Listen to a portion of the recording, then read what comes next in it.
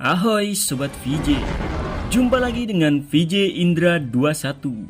Kali ini VJ akan membahas alur cerita tentang petualangan menuju inti bumi. Wow, coba kita berlogika, sampai kapankah otak kita untuk berimajinasi dengan film yang berjudul Journey to the Center of Earth? Langsung saja kita nikmati secangkir es pop dengan lemper hangat untuk bareng-bareng menyimak layar tancap. Gaskeun. Film diawali dengan seseorang bernama Max yang sedang dikejar kadal besar Alaska. Karena takut, dia pun mencoba melompati bongkahan tanah yang berisi lahar panas. Namun itu ternyata hanya mimpi dari seorang bernama Trevor. Trevor merupakan seorang dosen dari sebuah universitas. Selain itu, dia juga bergelar profesor geologi dong. Wow. Terlihat di sini sebuah lab yang untuk fasilitas Trevor ditarik izinnya karena alasan tertentu. Yah, mungkin saja jarang bayar listrik ya, jadi tokennya sering habis.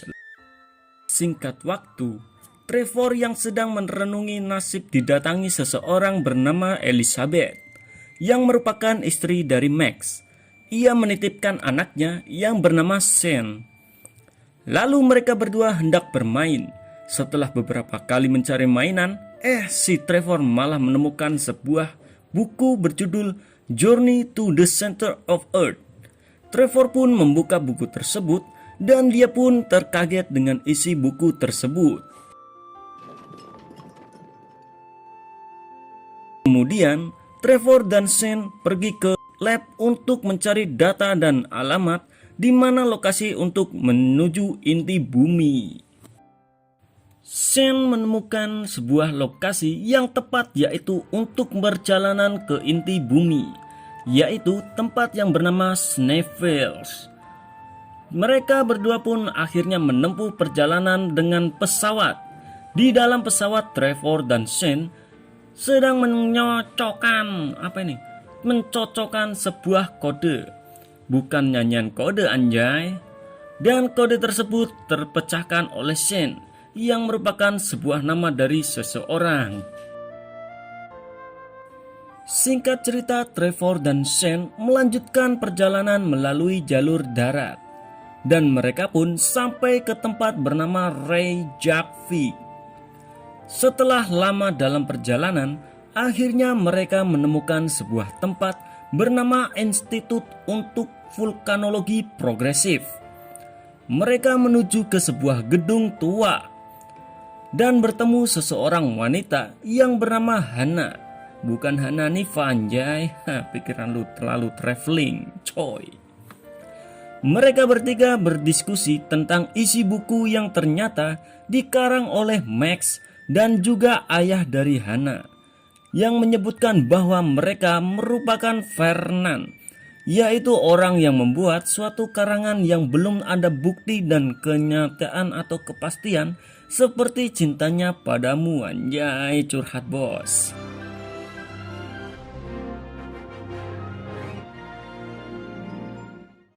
Akhirnya mereka pun sepakat untuk menempuh perjalanan bersama untuk menuju ke sebuah bukit untuk mencari benda seperti pemancar atau perekam sebuah aktivitas seismik. Trevor berusaha mencabut benda tersebut. Dia pun berhasil mencabutnya. Namun sungguh mengerikan, petir-petir di sekitar ternyata mengincar benda tersebut karena sensornya bisa menarik petir-petir halilintar yang bergejolak. Anjay, siap. Mereka bertiga terjebak di sebuah goa yang gelap dan mencari sebuah jalan yang mungkin bisa dilalui. Di tengah perjalanan hampir saja Trevor masuk ke sebuah jurang. Namun ditolong oleh Hana dan beruntungnya Trevor mengecek ke sebuah dinding yang ternyata dinding tersebut mengandung magnesium, yaitu senyawa yang mudah terbakar atau meledak ketika menerima percikan api.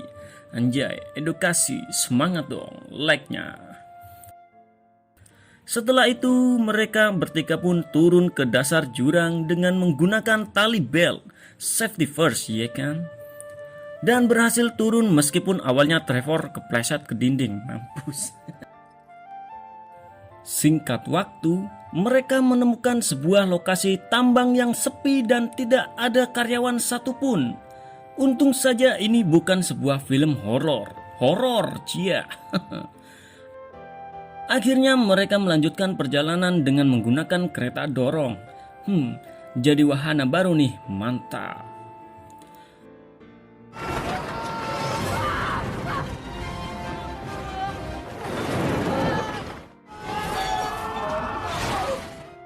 Alhasil mereka pun bertiga berhasil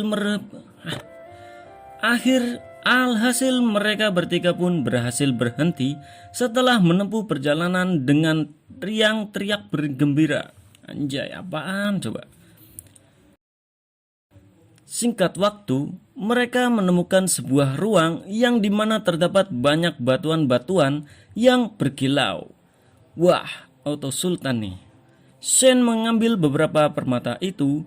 Mungkin dia sedang menginginkan PS5, anjay, buset dah. Namun mengerikan, ternyata mereka berpijak pada batuan yang disebut Moskovit, yaitu batuan yang tipis setipis kertas. Banyak pelajaran ilmu geografis di sini, mantap. Shen tidak sengaja menjatuhkan sebuah permata miliknya, sehingga mengakibatkan Moskovit retak dan pecah. Ya, jatuh deh ke jurang bersama-sama lagi. Cia.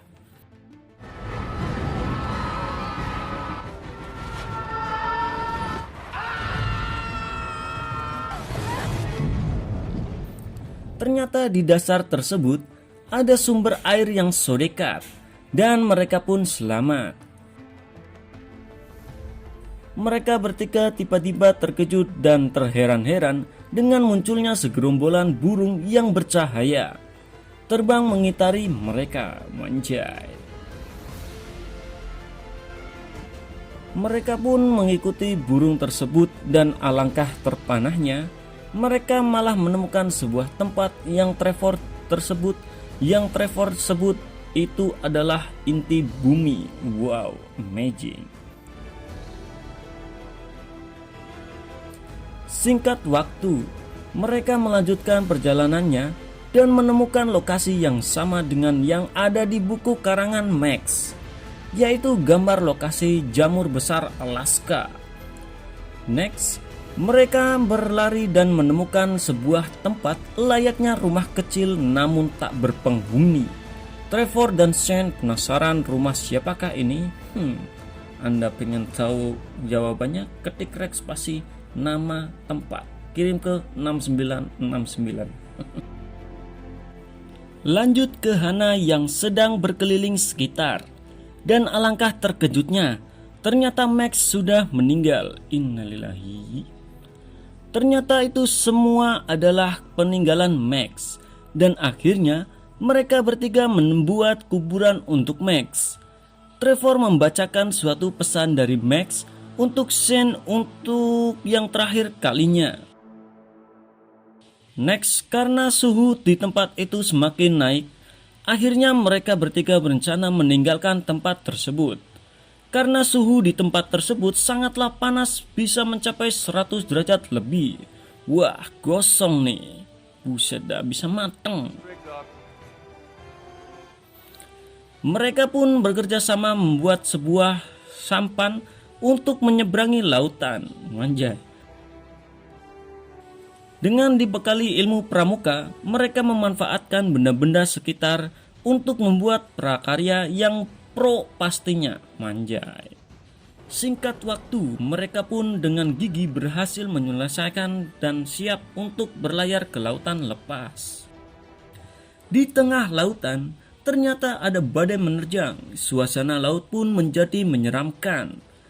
Coba aja lu pada ya, di posisi mereka pasti bocor tuh keran dalam celana. Iya, traveling lagi anjay.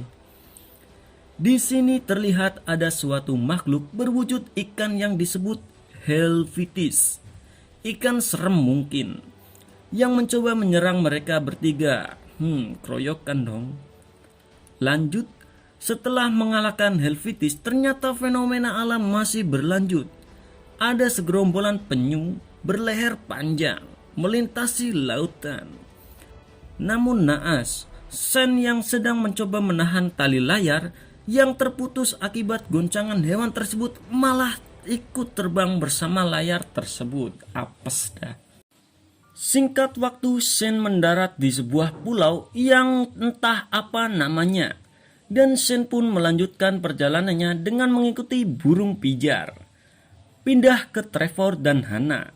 Mereka pun berhasil mendarat dengan selamat. Dan memasuki sebuah tempat yang ternyata ada sebuah spesies tumbuhan pemangsa atau karnivora. Hana pun tertangkap oleh tumbuhan tersebut dan hendak disantap oleh tumbuhan itu. Namun karena Trevor dulunya adalah seorang George, akhirnya Trevor berhasil mengalahkan tumbuhan tersebut. Berkat jadi George anjay. Lanjut ke Sen kini yang harus menempuh perjalanan dengan melewati bebatuan magnet yang melayang. Dengan susah payah dan dengan sekuat tenaga akhirnya Sen pun berhasil melewatinya. Kembali ke Trevor dan Hana yang kini berambisi untuk mencari Sen. Tapi kali ini Trevor lah yang akan mencari Sen sendiri dan akan bertemu kembali pada sungai yang melokasinya tak jauh dari tempat tersebut. Lanjut ke Sen yang kini apesnya bertambah. Sen nyasar ke tempat yang gersang dan banyak himpunan tulang-tulang belulang hewan-hewan besar Alaska. Dan apesnya lagi, Sen malah bertemu dengan seekor kadal besar Alaska yang berwujud T-Rex. Dan ia pun dikejar. Untungnya Trevor menemukan Sen dan lekas menyelamatkannya dari serangan kadal besar Alaska tersebut. Mereka berdua dikejar kadal tersebut dan kini Trevor mempunyai ide sehingga ia menjadi sasaran untuk dikejar kadal tersebut. Trevor pun lari menuju bebatuan Muscovite agar kadal tersebut jatuh. Dan benar saja, kadal tersebut menginjak tepat di Muscovite sehingga kadal besar Alaska pun itu terjatuh. Mampus. Mereka pun akhirnya menuju gua yang di dalamnya terdapat sungai dan bertemu kembali dengan Hana Hanifa. Hana saja ya, jangan kasih Hanifa. Bahaya kalau ditambah bisa membuat penegakan sejenak. Akhirnya mereka bertiga lanjut untuk perjalanan melewati sungai tersebut. Alangkah terperanjatnya sungai tersebut malah menyusut. Sehingga mereka pun tiba di jurang yang ternyata di bawahnya terdapat lava panas yang lambat laun akan semakin ke atas. Mereka mencoba membuat ledakan pada dinding yang mengandung magnesium karena di balik dinding tersebut terdapat air yang sodekat. Alhasil dengan perjuangan mereka pun berhasil meledakkan dinding tersebut dan keluarlah air yang jatuh ke lava sehingga uap air dari hasil pertemuan lava dengan air pun bisa mendorong mereka keluar dari lereng gunung tersebut. Mereka pun melayang ke atas awan. Sungguh adrenalin yang sangat menguntungkan bukan? Awas mata traveling. Lanjut, mereka pun berselancar dari gunung tersebut dan mendarat di kebun seorang petani tua yang ternyata daerah tersebut adalah di Italia. Buset dah, perjalanan yang sungguh panjang. Karena kebun petani itu rusak, ia pun marah-marah. Tapi dengan jurus sogok, Sen pun memberikan satu permatanya dengan petani tersebut. Auto beli tanah lagi anjay. Singkat waktu, Trevor sudah kembali ke lab karena sekarang ia bisa membiayai sendiri lab tersebut. Anjay, sultan dadakan. Film ini ditutup dengan Trevor, Sen, dan Hana yang menemukan buku berjudul Lost City of Atlantis. Dan film pun habis. ending yang bikin penasaran. Apakah mereka akan melanjutkan perjalanan sesuai judul buku yang ditemukan Shen tersebut? Nah, itulah rangkuman alur cerita film Journey to the Center of the Earth. Kalau suka, tinggalkan like, komen, and jangan lupa untuk subscribe, karena dengan dukungan kalian, VJ akan semangat untuk terus menghibur kalian. Dengan kepala cenut-cenut dan pinggul semplak, VJ ucapkan thanks, terima kasih, dan salam spirit.